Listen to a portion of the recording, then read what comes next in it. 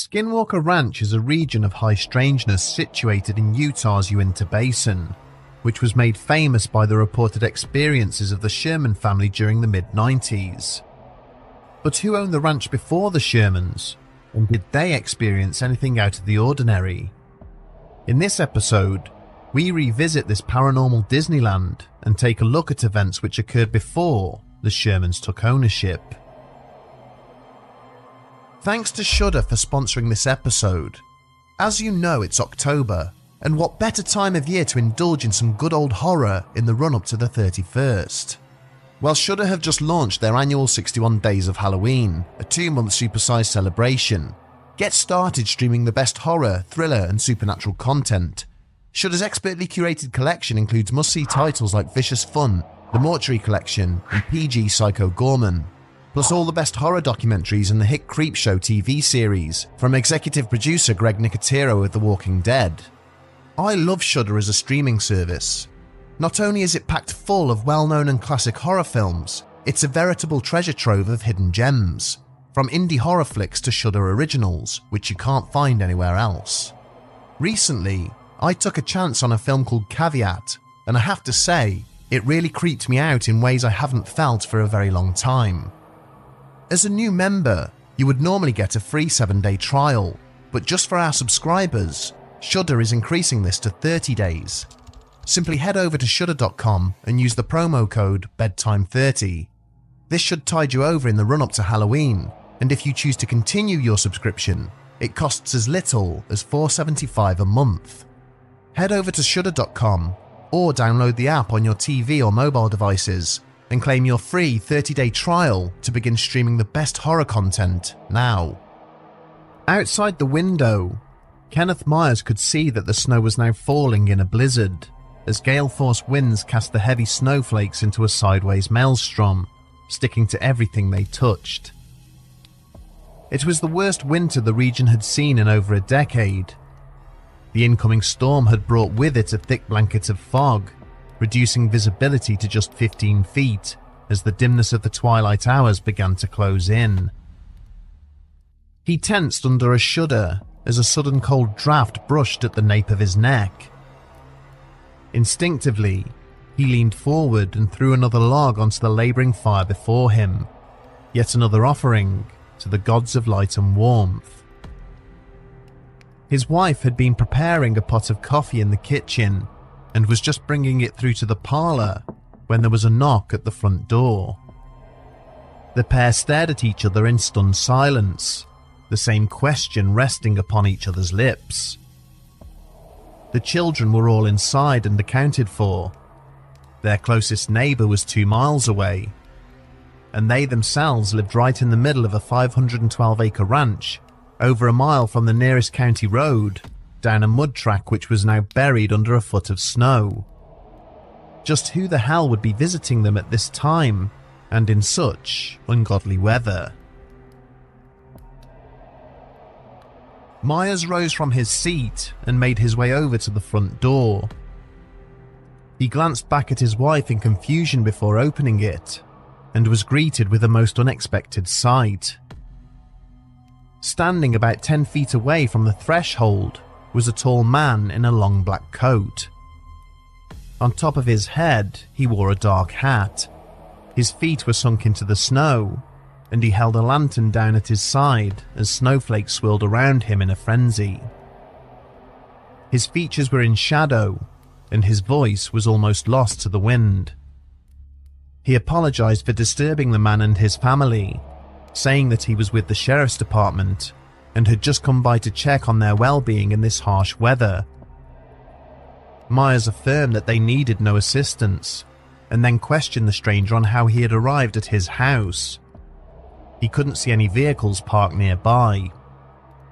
"Oh, we have ways and means," said the man, who exchanged a few more pleasantries before turning and going on his way, hunching forward against the driving snow.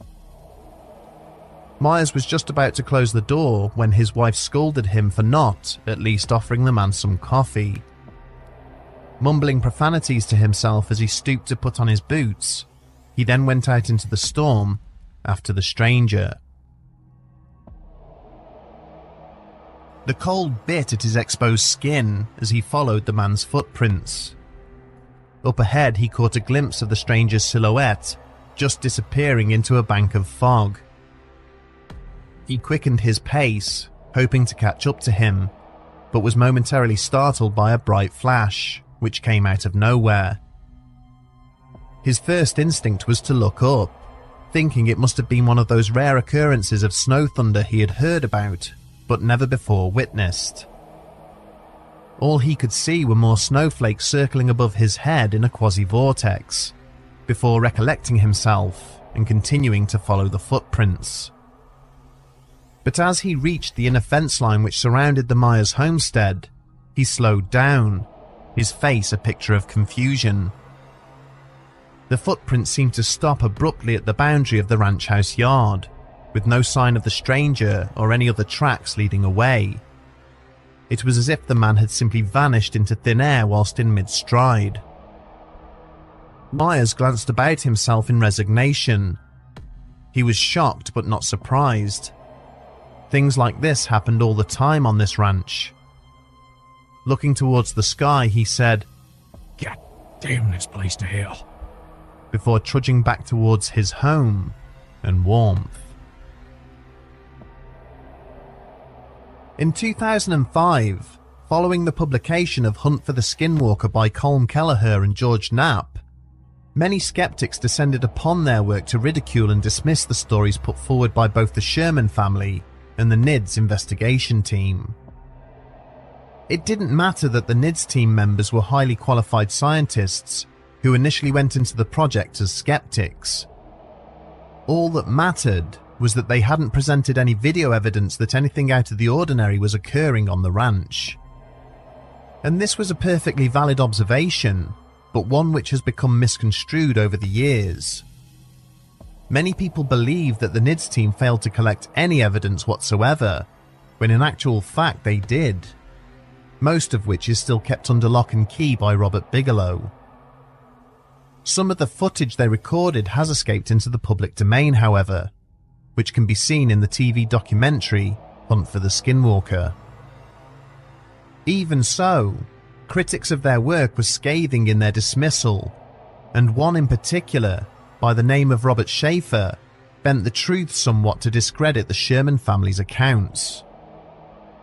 As part of his reasoning, he made the assertion that the family who lived on the ranch before the Shermans had not experienced any strange phenomena in the entire period they had resided there. But this is not strictly accurate. In fact, it's not even close to the truth. Before the Shermans bought the ranch in 1994, it was owned by the Myers family. Kenneth and Edith Myers acquired the ranch 60 years earlier in 1934, and whilst they themselves remained silent about their own experiences, close friends and acquaintances from the surrounding area have since come forward to relate what members of the Myers family had told them during their tenure. What follows is a select few of these accounts.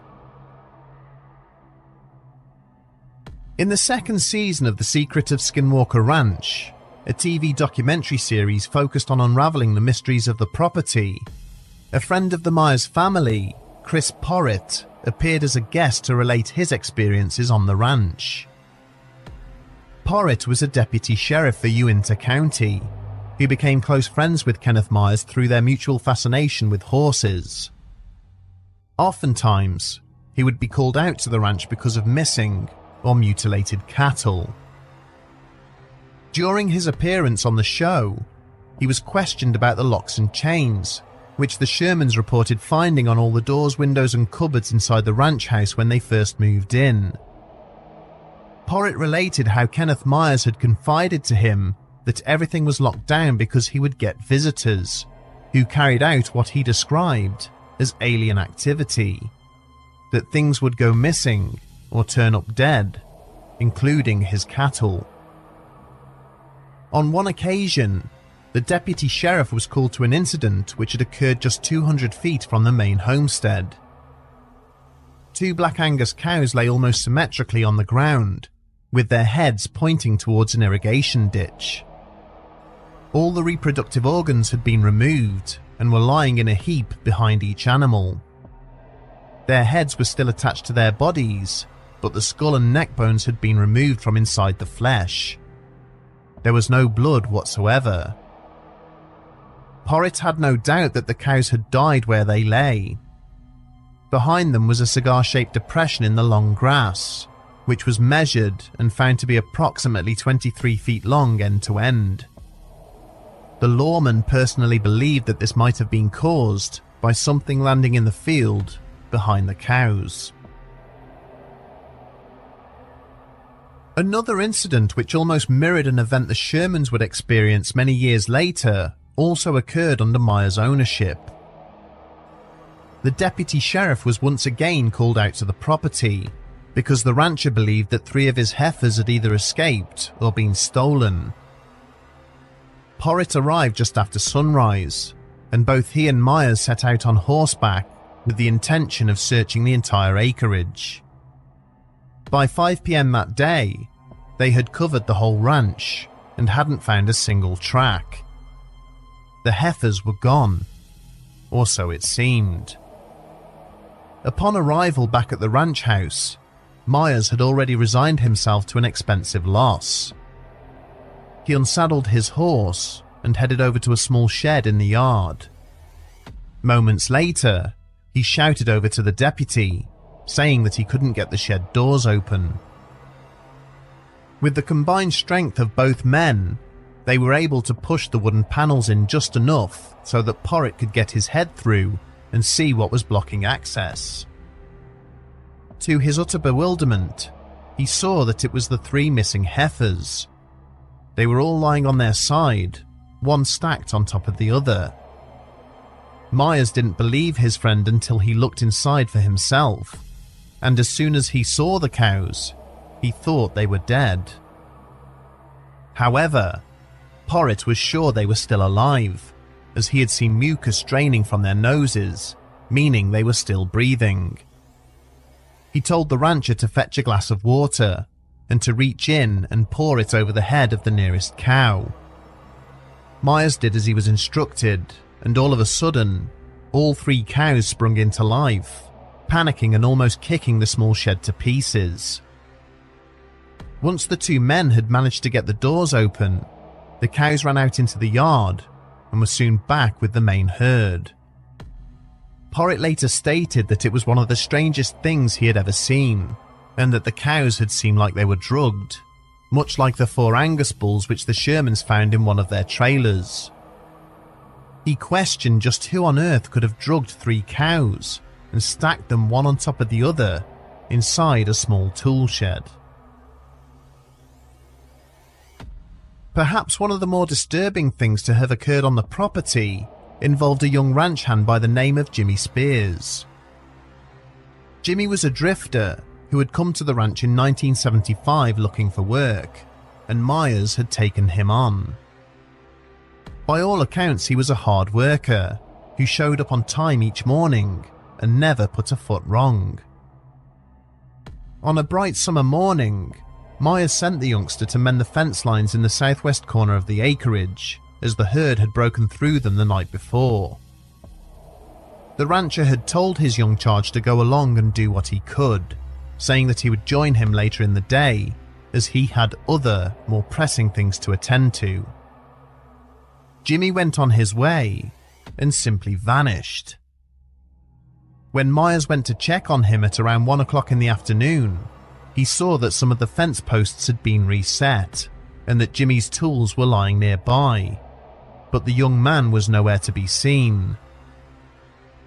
He assumed that he'd gone off to answer a call of nature or take a refreshment break, but the minutes ticked by and Jimmy did not return. It was assumed, at least for a time, that the youngster had been spooked by something and had simply walked off the job. But 3 days later, he was found shambling along the mud road in the northwest of the property, dazed, confused, and clearly dehydrated. When he was informed that he had been missing for 3 days, he became visibly distraught, saying he had no recollection of where he had been. He said that one minute he was working on the fence lines, and the next he was waking up in a stupor behind the old abandoned homestead. Eventually, Jimmy had to move on from this employment and was glad to do so because of a recurring nightmare. He said that every night he would dream that he was buried alive beneath Homestead 2. Instances of missing time are not uncommon on the ranch, and one story, which was related during an interview with George Knapp, is particularly unnerving. We are not certain if the young woman involved in this account was Myers' daughter or an extended family member, as we can no longer find the specific episode of Coast to Coast which featured this discussion. In any case, the account came from a neighbour of the Myers family, who was good friends with the female relative in question. The two young women had been out in Roosevelt and were returning to the ranch at around 11 p.m. They were just approaching the main gate when they were startled by red and blue flashing lights behind them. Thinking it was a police cruiser stopping them for a DUI check, the neighbour pulled over and waited for the officer to approach her window. However, in the next instant, it was morning. The sun was just breaking over the eastern horizon, and the two women found themselves sitting in the car on top of the mesa, overlooking the ranch from the north. The fact that the car was situated in such a fashion was nigh on impossible. There are no vehicle tracks leading up there from the ranch itself, and the rugged, undulating surface of the mesa makes it wholly unsuitable for smaller cars with standard suspension. There was no way they could have made it across such terrain without damaging the undercarriage or axles. Suffice it to say that the vehicle had to be retrieved on a flatbed trailer, towed by a tractor. To this day, the two women have no idea what happened to them during the intervening 6 hours. The mesa is one of the few areas of the ranch which was historically always left unsecured. Up until recently, there were no fence lines or gates to be found in that area. On a winter's day in 1981, a young man by the name of Roland McCook was hunting rabbits and raccoons on top of the mesa with one of his friends. By the afternoon, a heavy snowstorm had rolled in, and as the boys were 2 or 3 miles from home, they decided to run down a small trail leading into Skinwalker Ranch and seek shelter in one of the buildings of the abandoned homestead. Homestead 2, as it is otherwise known, is one of the most foreboding places on the entire property. It was originally used by the Myers family, and this is where they had their encounter with the man in black who knocked on their door in the harsh winter of 1948. It is one of the most active paranormal hotspots on the ranch, and this is supposedly why Kenneth Myers abandoned it and built the new homestead over on the east side of the acreage. It has since stood derelict for over 70 years. When the two friends stumbled across these disused buildings, Roland was hesitant to enter them, partly because he knew he was trespassing, but mostly because there was something about their dark interior which unnerved him. Nevertheless, the snow was getting much heavier, and after some persuasion, he agreed to take shelter inside the building nearest to them. As he and his friend stood near the doorway, looking out at the rapidly thickening blanket of snowfall, they heard a scurrying nearby. Initially, they assumed this was a small rodent which had been disturbed by their presence, but as time passed, the noise seemed to increase in volume. Suddenly, they were startled by a loud crash from further back in the building. When they went to investigate, they saw that some old tools had been knocked over. Then there was another crash, this time from over by the doorway. A pile of old clay pots had tumbled and shattered just outside the building. This stirred excitement in the two boys, as they now knew that whatever was scurrying about was bigger than a rat, and that it was probably a rabbit or raccoon. They hadn't had any success hunting up on the mesa, and they saw this as an opportunity to make good on their efforts. Stepping out into the storm, they hurried around to the side of the building looking for tracks, but what they saw made them stop short. Stretching out before them was a set of bare human footprints. Scarcely had they time to consider just who would be running around in the snow without shoes, when they noticed that after some distance, the prints became indiscernible, before finally appearing to resemble those of a very large wolf or dog.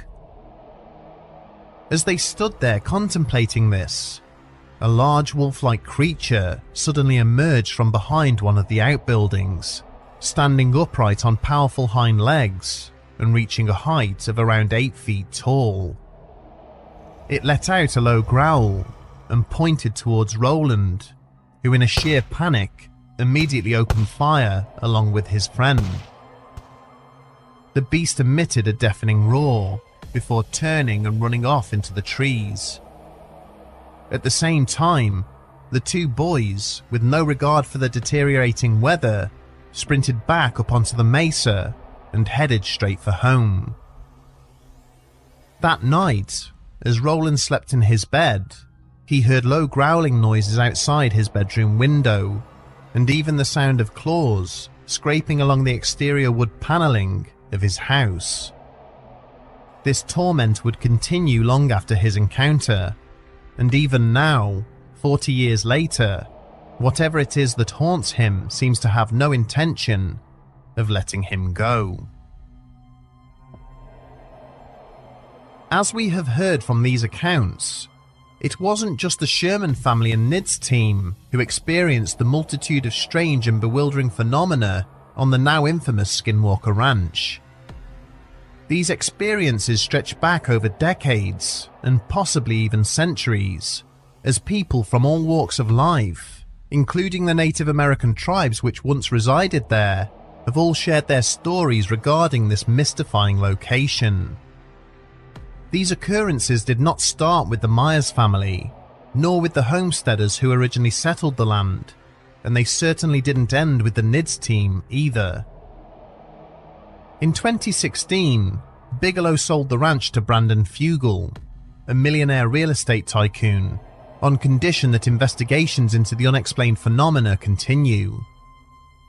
Since the purchase, Brandon has invited a number of scientists onto the property, including astrophysicist Travis Taylor, to study the strange anomalies which exist there.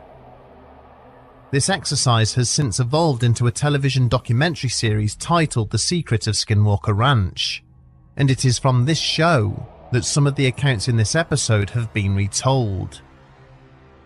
Whilst the new team of scientists has failed to capture much in the way of conclusive video evidence, they have recorded, through other means, indications that there is indeed something extraordinary taking place on the ranch.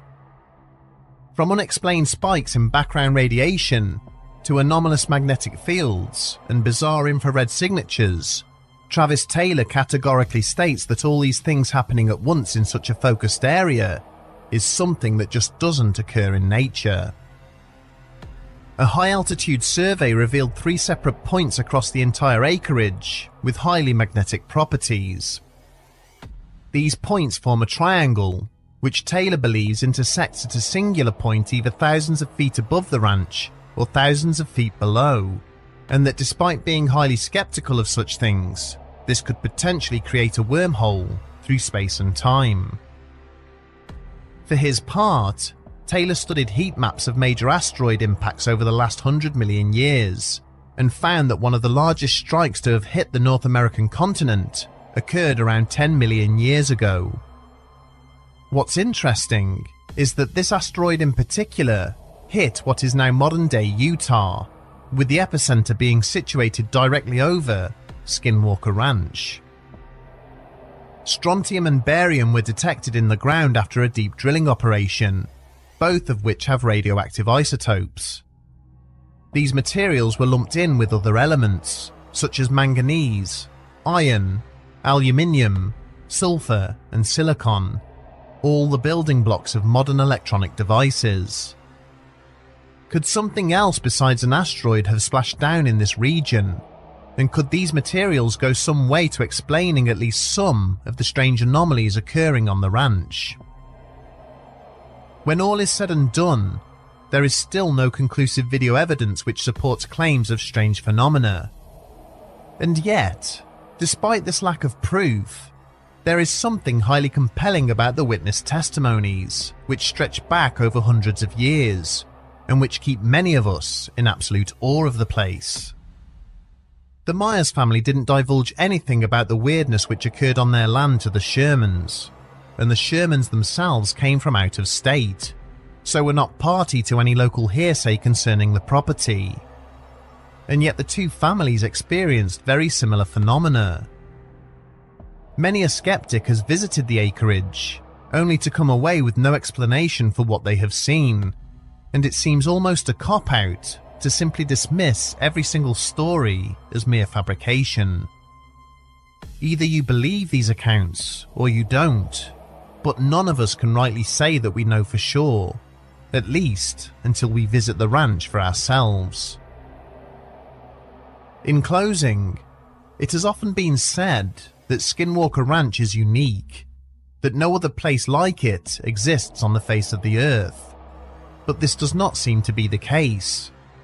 For there is another ranch, just over the border in Colorado, which rivals and in some cases even surpasses the weirdness which takes place here in Utah. Make sure you join us for that story.